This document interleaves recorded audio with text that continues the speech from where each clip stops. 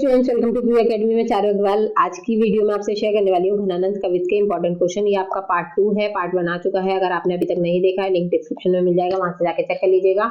उसके अलावा आपने अगर चैनल को ज्वाइन नहीं किया है तो चैनल को ज्वाइन कर लीजिएगा, जिससे आने वाली वीडियोस की नोटिफिकेशन आपको मिलती रहे, क्योंकि अभी पेपर 1 और 2 कंप्लीट हुआ है। पेपर 3 में कल से स्टार्ट करने वाली हूँ। ठीक है, तो चलिए देखते हैं क्वेश्चन।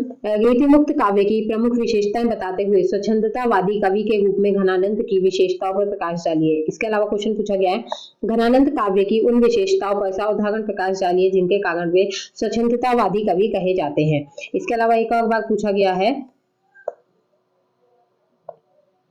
कहा है गीतिमुक्त काव्य धारा की प्रमुख विशेषताएं बताते हुए उसमें घनानंद का स्थान बताइए।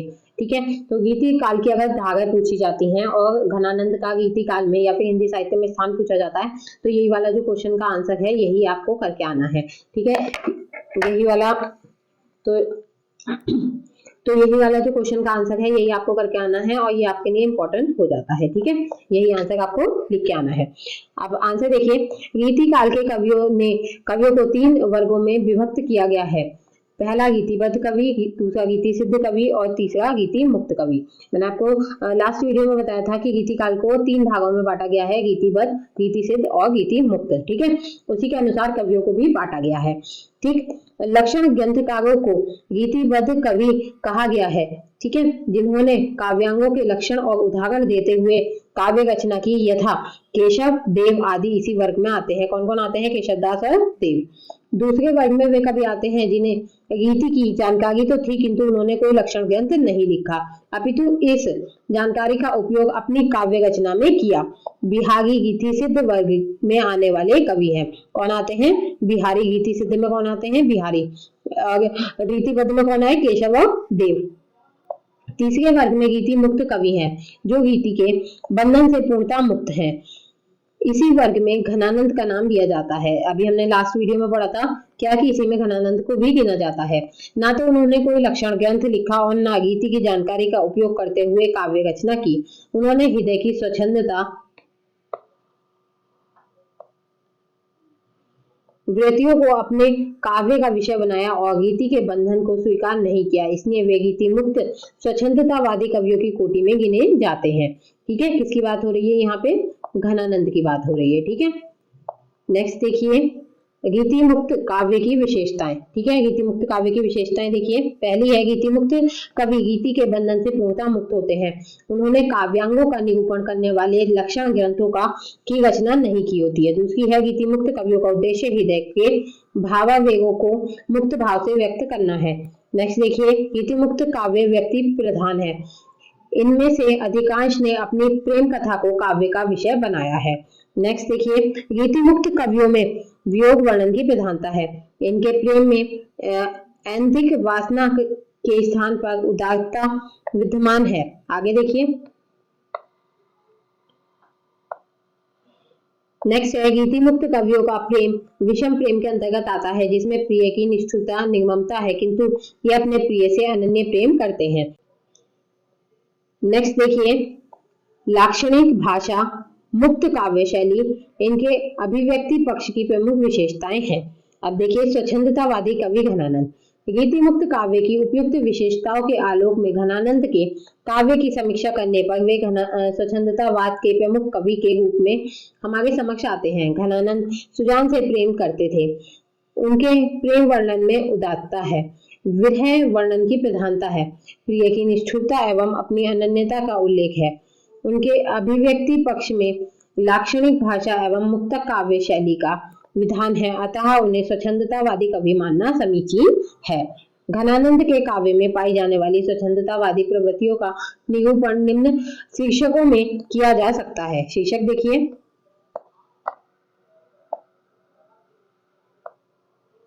पहला है व्यक्तिक प्रेम का चित्रण। घनानंद मोहम्मद शाह गंगीरे के दरबार में मीर मुंशी थे और दरबार की सुजान नामक नर्तकी से प्रेम करते थे। दरबारियों के कान भरने पर बादशाह घनानंद से रुष्ट हो जाते, उन्हें देश निकाला दे देते हैं। जब घनानंद सुजान से अपने साथ चलने को कहते हैं तो वो इनकार कर देती है। सुजान की इस निष्ठुरता ने घनानंद के जीवन को जो ये मार्मिक वेदना दी, वही उनकी कविताओं में अभिव्यक्त हुई है। प्रिय सुजान को उपलब्ध करते हुए वे कहते हैं, क्यों हसी हेरी हरियो हियगा अरु क्यों हित के चित वाह बढ़ाई, काहे को बोली सुधासने बनेनी, चेननी में निसेन चढ़ाई, सो सुचि मोहिए में घनानंद, सालती क्यों हो काड़े न कड़ाई, नीति सुजान नीति की पाटी, इते पे न जानिए कोने पड़ाई।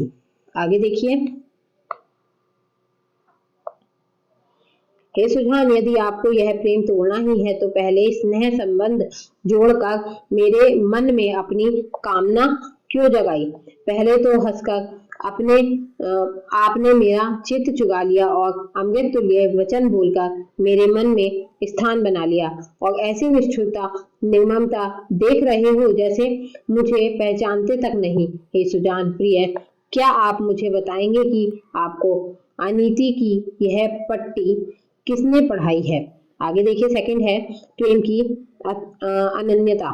घनानंद सुजान के एक निष्ठ प्रेमी है। सुजान के अतिरिक्त उनके मन किसी और की तरफ रंच मात्र भी आकर्षक नहीं होता। वे सुजान को ऐसा चंद्रमा कहते हैं जिसे चकोरों की कमी नहीं है। वो कहते हैं, मोहित तुम एक तुम्हें मौसम अनेक आही, कहा कहूँ चंद को चकोरन की कमी है। ठीक है, आगे देखिए, भले ही प्रिय निष्ठुर निर्दयी निर्मम एवं कठोर हो, किंतु उनका मन तो सदैव उस पर ही अनुरक्त है। उनकी पीड़ा की अभिव्यक्ति वे इन शब्दों में करते हैं। देखिए किन शब्दों में अभिव्यक्ति की गई है। भय अति निष्ठुर निहाय पहचानी डारी, याही दुख हमें जग लागी हाय हाय है, तुम तो निपट निर्दयी गई भूली सुधी, हमें सूल सेलनी सो क्यों न भुलाए है। भले ही सुजान ने अपनी निष्ठुरता का परिचय देते हुए उन्हें भुला दिया हो, पर वे उसे नहीं भुला सकते। वे तो प्रेम मार्ग के धीर प्रतीक और सुजान के अनन्य प्रेमी हैं। उनकी प्रीति उनके रोम रोम में बसी है। तो कहते हैं, चाहो अनचाहो जान प्यार पे आनंद घन, प्रीति गीति विषम रोम रोम गमी है। आगे देखिए,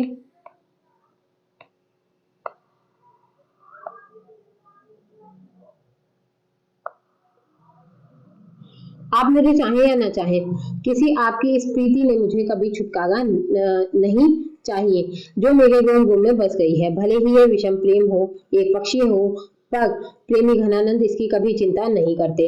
विषम प्रेम भी स्वच्छंदतावादी कवियों की एक प्रमुख विशेषता होती है। ठीक है, नेक्स्ट है विरह वर्णन की प्रधानता। स्वच्छंदतावादी कवियों ने यद्यपि संयोग के चित्र भी प्रस्तुत किए हैं, परंतु उनका काव्य में वियोग वर्णन की प्रधानता दिखाई देती है। इनके विरह निरूपण में अंतःवृत्तियों की प्रमुखता है। विरह ताप एवं शारीरिक प्रश्नता का वैसा वर्णन नहीं है जो बिहारी के विरह वर्णन में मिलता है, जिसे ऊहात्मक विरह वर्णन कहा गया है। विरह में हृदय क्या अनुभव करता है, मन की क्या लालसा है और चित्त कैसा व्याकुल है, इसी का चित्रण स्वच्छंदतावादी घनानंद ने किया है। आगे देखिए, घनानंद विरही थे। उनके हृदय में विरह का सागर लहरा रहा था। वे निरंतर वेदना से युक्त ऐसे प्रेमी थे जिनके प्राण रात दिन इस विरह वेदना में घुट-घुट कर जलते रहते हैं कि आंखों से अविरल अश्रु धारा बहती रहती है तथा प्रिय की याद हृदय में अनवरत कसकती रहती है। तो इस पे पंक्तियां हैं, गहनी दिया घुटीहो करे प्राण, झरे अखियां दुखियां झगनासी, प्रीतम की सुधी अंतर में कसके, सखी जियो पंसुगिन में गासी। घनानंद के विरह में कोई आडंबर नहीं, अपितु स्वानुभूति का यथार्थ चित्रण है। इसलिए कविवर दिनकर ने कहा है, दिनकर कहते हैं, वे अपने आंसुओं से रो रहे हैं, किराए के आंसुओं से नहीं। तो ये पंक्ति किसने कही है? दिनकर ने कही है। ठीक है, विरही की दशा बड़ी विचित्र होती है। उसे एक साथ कई विद्रोह भाषों में जीना पड़ता है। उसका हृदय तो उद्वेग की आग में जलता है, किंतु आंखों से अश्रुधारा बहती है। इस प्रकार उसे एक साथ जलना और भीगना पड़ता है। ना वह सो पाता है ना जाग पाता है, बस अपने में ही खोया रहता है यथा। इसके लिए भी एक पंक्ति दी है। अंतर देग दहा अखिनु प्रभासु, देखी अटपटी चाह भीजनी देहनी है। सोइबो ना जोइबो हूँ, हसीबो ना रोइबो हूँ, खोए खोए आप ही में चेटक लहिनी है। घनानंद के विरह वर्णन में हृदय की टीस, तड़प व वेदना पर्याप्त है। वह अत्यंत रीतिकालीन कवियों की भांति शास्त्रीय पद्धतियों पर विरह निरूपण नहीं करते, अपितु अपने हृदय के भावों को स्वच्छंदता पूर्वक प्रस्तुत करते हैं। विरह की जलन में प्राण कैसे व्याकुल है, अंग किस प्रकार तप रहे हैं, यथार्थ चित्रण निम्न पंक्तियों में देखा जा सकता है। तो इसके लिए पंक्ति देखिए। अंतर आज उसास तचेयति, अंग उसीजे उदेग की आवास, जो कहलाए मसोसनी उमास, क्यों हूँ कहूँ सु धरे नहीं व्यावस। नेक्स्ट है विषम प्रेम का चित्रण। घनानंद का प्रेम विशुद्ध लौकिक था, किंतु उसमें विषमता थी। वे तो सुजान से जी जान से प्रेम करते थे, किंतु सुजान ने उनके प्रति जो निष्ठुरता और निर्ममता दिखाई, उससे वह प्रेम विषम प्रेम बन गया तथा उसमें अधिक मार्मिकता एवं हृदय द्रव्यता का समावेश हो गया। घनानंद के हृदय में सुजान के लिए जितनी तरह व्याकुलता और कामना है, उसका एक अंश भी सुजान में नहीं है, किंतु घनानंद इसका कोई उल्हाना नहीं करना चाहते और कहते हैं, इस बाट परी सुधी रावरे, भूलनी कैसे उहानो दीजिए जू, अब तो सब शीस चढ़ाए लई जू, तुम्हें मन भाए सो कीजिए जू। तो आगे देखिए कहते हैं, घनानंद को इस बात की भी परवाह नहीं है कि प्रिय उन्हें चाहता है या नहीं। वह तो निद्वंद भाव से उसे प्रेम करना और अपना कर्तव्य समझते हैं, किंतु यह प्रीति उनके रोम रोम में रमी हुई है। इसके लिए कहते हैं, चाहो अनचाहो जान प्यारे पे आनंद घन, प्रीति गीति विषमसु रोम रोम रमी है। आगे देखिए प्रकृति चित्रण है। स्वच्छंदतावादी कवियों ने प्रकृति चित्रण में भी अपनी कुशलता प्रदर्शित की है। प्रकृति का चित्रण वे प्रायः उद्दीपन रूप में करते हैं। कोयल की कूक, मयूर की केका ध्वनि, पपीहे की पुकार उन्हें व्यथित करती है। इसके लिए पंक्ति देखिए। कारी कूर कोकिला कहाँ को बैर कड़ाती गी, कूकी कूकी अभी के जो किन कोरी ले, पेड़े परे पापी ये कलापी, निसधोष ज्यो ही, चातक घातक त्यों ही तूहे, कान फोरी रे। उमड़ते बादल, बिजली की चमक बिरही को व्यथित करती है। इन कवियों ने कभी बादल को तो कभी पवन को अपनी दूत बनाकर प्रिय के पास भेजकर अपनी वेदना से परिचित कराने का अनुरोध भी किया है। इसके लिए देखिए पंक्तियां हैं। एरी बीर पौन तेओ सब और गौन बीरी, तोसो और कौन मने ढर को ही बानी दे, विरह विदा हिमूरी आखियन में राखो पूरी, धुरी तिन पायन की हाँ हाँ neko आनी दे।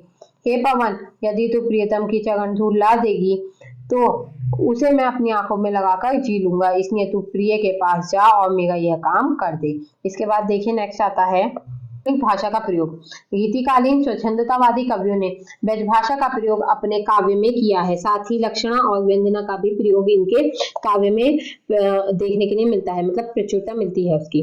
ठीक है। आचार्य रामचंद्र शुक्ल के अनुसार भाषा के लक्षक एवं व्यंजक बल की सीमा कहाँ तक है, इसकी पूरी परख इन्हीं को थी। ठीक है। तो ये रामचंद्र शुक्ल का जो कथन है वो इंपॉर्टेंट हो जाता है। घनानंद की भाषा में प्रयुक्त लाक्षणिक पदावली के उदाहरण दृष्टव्य हैं। पहला है, प्रीत सुजान अनीति की पाटी, इते पे न जानिए कौने बढ़ाई, मोहन सोहन जोहन की लगिए रहे आखिनु के उग आगित। आचार्य रामचंद्र शुक्ल ने घनानंद की भाषा की प्रशंसा करते हुए कहा, यह निसंकोच कहा जा सकता है कि भाषा पर जैसा अचूक अधिकार इनका था वैसा और किसी कवि का नहीं। घनानंद जी उन विरले कवियों में से हैं जो भाषा की व्यंजना बढ़ाते हैं। आगे देखिए, आगे देखिए नेक्स्ट है मुक्तक काव्य शैली। गीतिकालीन स्वतंत्रतावादी कवियों ने प्रबंध काव्य न लिखकर प्रायः मुक्तक शैली को अपनाया है। यद्यपि कुछ कवियों ने प्रबंध काव्य भी लिखे तथापि इनके मुक्तक काव्य ही अधिक मार्मिक एवं हृदयद्रावक बन पड़े हैं। घनानंद के प्रेम का मूल आधार सौंदर्य एवं प्रेम है। उनकी उक्तियां अनूठी एवं बेजोड़ हैं। मुक्तक काव्य में भाषा की समाज शक्ति एवं कल्पना की समाहार शक्ति की आवश्यकता रहती है। साथ ही उक्ति वैचित्र्य एवं कथन पद्धति में विशिष्टता भी होती है। घनानंद के काव्य में ये सभी विशेषताएं उपलब्ध होती हैं। प्रेम मार्ग की सरलता का प्रतिपादन वे इन शब्दों में करते हैं। कहते हैं अति सुधो स्नेह को मार्ग है, जहां नेकु सयाना बाक नहीं, तहां साचे चले तजी अपुन को, झिझके कपटी जे निशांक नहीं। आगे देखिए कहते हैं कपटी व्यक्ति ही इस पर चलने में झिझकते हैं, अन्यथा यहाँ कुटिलता तो गंच मात्र भी नहीं है। घनानंद का प्रेम नैसर्गिक एवं आकर्षण है। इसलिए आचार्य रामचंद्र शुक्ल ने इसके संबंध में कहा है, प्रेम मार्ग का ऐसा प्रवीण और धीर पथिक तथा जवादानी का ऐसा दावा करने वाला ब्रज भाषा का दूसरा कवि नहीं हुआ। तो देखिए यहाँ पे अब निष्कर्ष आता है, उक्त विवेचन के आधार पर कहा जा सकता है कि घनानंद गीति मुक्त स्वच्छंदतावादी में काव्य धारा के प्रतिनिधि कवि हैं। ये में नहीं आएगा।